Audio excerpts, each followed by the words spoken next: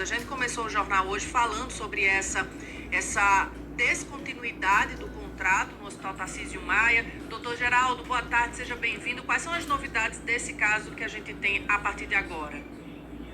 Boa tarde, Ana Aline, Túlio, Ana Karina, boa tarde aos ouvintes da 98. Olha, nós estamos acompanhando com muita atenção, monitorando o que está acontecendo lá através da Delegacia Regional do Sindicato, em conjunto com a Delegacia Regional do Conselho. Hoje pela manhã nós já nos comunicamos com o Conselho Regional de Medicina, que recebeu ligação da direção técnica do Hospital Tarcísio Maia, levantando vários questionamentos sobre a capacidade da empresa que assumiu de realmente cumprir o que ela se propôs diante da licitação que ganhou, que venceu.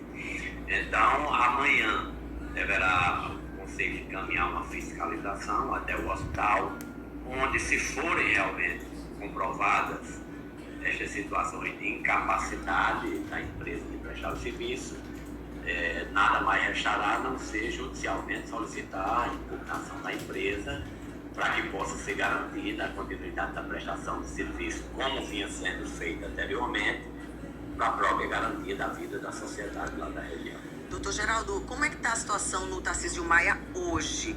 Existem algumas informações circulando de que, por exemplo, o setor semi-intensivo do hospital estaria sem médico e que o próprio diretor técnico teria assumido o plantão de um colega que teria já passado a noite para que ele pudesse ir para o próximo plantão. Como é que está? O senhor disse que o sindicato, o conselho, está lá no Tarcísio Maia, já fez visitas hoje pela manhã. Como é que está a situação hoje? Tem médicos já do novo contrato atendendo, suprindo a necessidade dos pacientes? Sim, parcialmente, não é? O que está acontecendo em termos de licitações é uma coisa que nos preocupa muito. Nós já levamos esse problema algumas vezes para a imprensa, já discutimos com o Tribunal de Contas. Para uma empresa participar hoje de uma licitação, ela não precisa ter quadro clínico, que do nosso ponto de vista é uma aberração, mas é a lei, né? Então as empresas se formam às vésperas, às vezes, de uma licitação e colocam os preços mais baixos possíveis com o intuito de entrar no mercado. E depois partem para um aliciamento, para uma cooptação de profissionais, o que parece ser o caso atual, porque essa empresa não tem nenhum contrato, ela não presta serviço em lugar nenhum. Agora você veja, o serviço da complexidade do Tarcísio Maia, a urgência e emergência por excelência lá de toda a região, em torno de 50 municípios mais ou menos, está entregue nas mãos de uma empresa que não tem um histórico de assistência em lugar nenhum. Mas a minha pergunta não foi da capacidade da empresa contratada, foi sobre a situação do hospital hoje. Hoje os pacientes estão, em termos de atendimento, houve algum prejuízo para esses pacientes nesse dia de transição? É impossível a gente desenvolver o raciocínio, a não ser sobre a capacidade técnica da empresa de conseguir suprir o profissional. Então, realmente, a unidade semi-intensiva não dispõe de profissionais, não há profissional lá. No momento, ela está entregue à enfermagem, da notícia que nós temos, e dos profissionais que estão lá e que foram arregimentados para dar plantão, alguns deles não têm os 2 anos de experiência que o edital exige para o corpo clínico da empresa. Então, o fato é o seguinte: o hospital ele está entregue a profissionais que não estão devidamente habilitados, a empresa não preencheu as necessidades em termos numéricos de médicos, e amanhã isso aí deverá ser averiguado com maior profundidade pelo Conselho Regional de Medicina, e se ela não for capaz de fornecer uma escala de médico ou prazo em torno de 1 mês, evidentemente fica comprovada a incapacidade de assumir o serviço. Doutor Geraldo, essas informações, elas são, o senhor tem convicção que essas informações são verdadeiras, ou o senhor ouviu dizer, essas informações... Quero ver a resposta dele. Essas informações são dos médicos do hospital, e essa informação sobre o contato entre o diretor técnico e o Conselho Regional aqui em Natal me foi dada pelo próprio são informações que me parecem fidedignas, não é? Mas há necessidade de uma fiscalização, de uma presença do Conselho que se fará amanhã, para que de fato isso possa ser confirmado. Inclusive, a solicitação da escala, não é?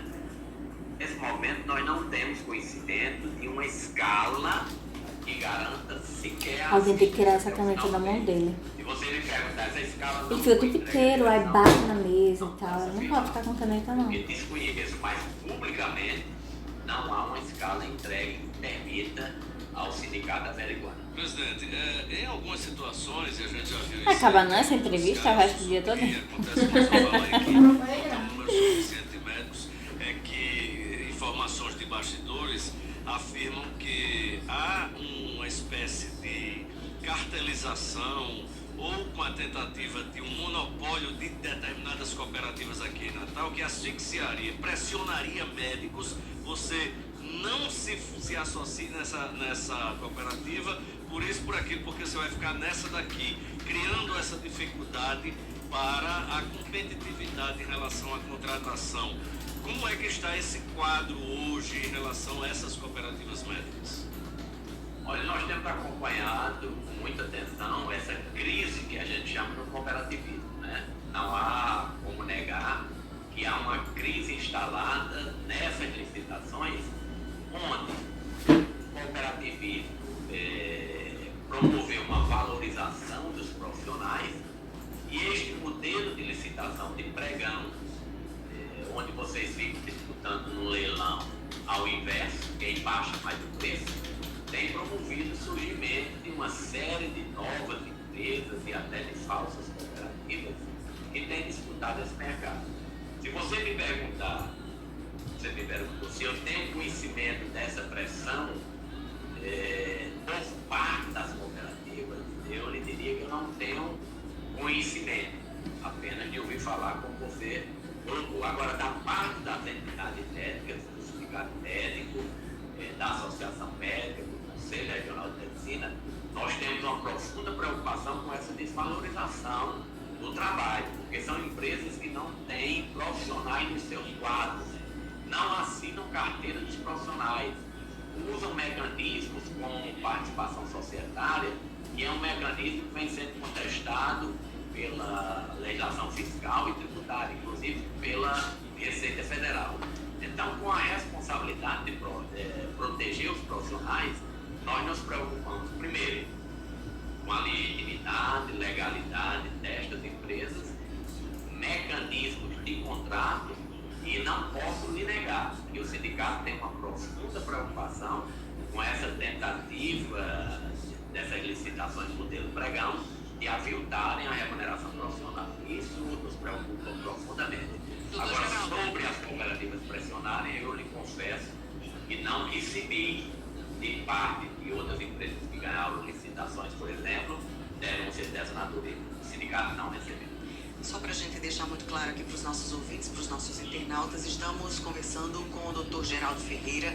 Ele é presidente do Sindicato dos Médicos, representa os médicos do Rio Grande do Norte e não representa qualquer cooperativa ou empresa, né, contratada para fazer a prestação dos serviços. Sobre o Tarcísio Maia, doutor Geraldo, o senhor já falou que há uma preocupação com relação à escala de médicos, a profissionais que não estão gabaritados para estarem ali. Quantos profissionais estavam atuando no Tarcísio Maia? Quantos é que começaram, por exemplo, o serviço hoje, se ainda não há uma escala fechada? Qual a preocupação em números de profissionais? Perfeito. As informações que nós dispomos dão ciência de que se precisaria para essas escalas, que são em torno de 10 médicos por dia, um mínimo de 45 profissionais para cobrir essa escala por mês. Volto a dizer, as informações que nós temos, dadas por médicos, pela direção técnica, etc. A disponibilidade de profissionais da empresa até agora se resume a 7 ou 9 profissionais. Então, efetivamente, ela não tem condições de dar essa cobertura. Hoje seria necessário 10 profissionais. Me parece que tem no hospital em torno de 7, alguns estão cobrindo 2 setores, não é? Médicos que não poderiam estar na escala estão lá tem menos de 2 anos de formato e o edital exigia isso. E algumas, tipo a semi-intensiva, está totalmente descoberta. Então, é uma situação de gravidade. E 45 médicos necessários, segundo as informações que nós temos, que deverão ser comprovadas amanhã pelo Conselho, a empresa dispõe de 7 ou 9 profissionais. Olha, a CESAP acabou de nos informar que essa nova empresa assume a contratação apenas pela clínica médica e não pela semi-intensiva. Nesse caso, seria um outro contrato emergencial. O senhor tem conhecimento disso, doutor Geraldo? E aí, nesse caso, se o novo contrato é só para clínica, como é que fica a questão do semi-intensivo? Que as informações de hoje são justamente a área que está com mais dificuldades, porque todos os leitos estão lotados, estão ocupados, e a informação que o senhor, inclusive, confirmou para a gente é que não há médicos atendendo no local. Perfeito. Veja, essa situação da semi-intensiva, eu tenho um conhecimento completo sobre ela. Essa semi-intensiva, ela faz parte do contrato da clínica médica. Clínica médica, que é o contrato que essa empresa está assumindo. Ontem, houve uma tentativa, né, da Secretaria de Saúde de colocar este contrato para outra empresa que é responsável pela UTI, desviando 12 plantões que eram dados na UTI para essa semi-intensiva. Os médicos que faziam a cobertura da semi-intensiva pelo contrato da clínica médica, eles não aceitaram participar ou continuar da escala da semi-intensiva, remunerados por outro contrato, porque entenderam que isso aí seria apenas uma manobra realizada com o intuito de garantir assistência aí durante 3, 4, 5 dias, numa forma de furar o movimento, né, da articulação dos médicos, e que eles fatalmente seriam substituídos pelo contrato da clínica médica, que está sob a responsabilidade dessa empresa que assumiu hoje. Então, esse é o retrato. O contrato da semi-intensiva é pela clínica médica. Ele foi vencido às 7 horas da manhã de hoje. Ontem, a secretaria encaminhou a direção do hospital para uma empresa de Mossoró, que é responsável pela UTI, e até ontem era responsável pela da clínica médica, que o da semi-intensiva fossem retirados 18 plantões. Não da clínica médica, que o contrato tinha se encerrado, mas da UTI para pagar. Os médicos não aceitaram. Eu não entendi. Doutor Geraldo, como é que está a situação? A gente tem acompanhado ali várias paralisações de médicos, não só no Tarcísio Maia, né, que hoje é o principal foco do Dia de Notícias, mas também no próprio Hospital Valfredo Gurgel. Como é que está a situação de pagamento do governo do estado para outros contratos, para os médicos de uma maneira geral, agora no hospital também em Valfredo Gurgel, que também havia um contrato, né, com repasses atrasados? Pois é, você veja a situação que nós nos encontramos. Esse grupo foi substituído hoje às 7 da manhã por uma nova empresa. Existe um débito desde outubro com eles. Outubro, novembro, dezembro, janeiro e fevereiro até o dia 21. Veja só, a secretaria encerra um contrato sem estar quitado. Né? Do meu ponto de vista, do ponto de vista trabalhista, é um dos maiores absurdos que eu já vi. Porque nós todos somos empregadores, o próprio sindicato é empregador. Quando eu vou demitir um funcionário, alguma coisa, minha maior responsabilidade é quitar esses débitos para o funcionário, né? Inclusive todos os direitos deles, que sequer os profissionais de lá têm. Mas houve uma transição para uma nova empresa, não é? Que certamente deverá passar aí mais 3 ou 4 ou 5 meses sem receber e sem quitar os 5 meses anteriores desta empresa. A informação também que nós temos de algumas empresas aqui em Natal, que fazem cirurgia eletiva, por exemplo, é de que há um débito de 40 bilhões de reais. Agora, quem é que está pagando essa conta? Quem está pagando essa conta é exclusivamente a classe médica, não é a empresa. Porque a empresa não assina carteira, não tem direitos trabalhistas, não dá direito de refeição, transporte, nada aos médicos. Os médicos são simples joguetes na mão dessas empresas. Então, quem é que está pagando? Com quem é essa dívida de 40 milhões? Eu suponho que 20 milhões, pelo menos, é do médico, e a empresa, os 20 milhões dela é de lucro, porque ela não tem despesa nenhuma. situação lamentável. Eu acho que é preciso concurso público e é preciso licitação que respeite o direito dos médicos.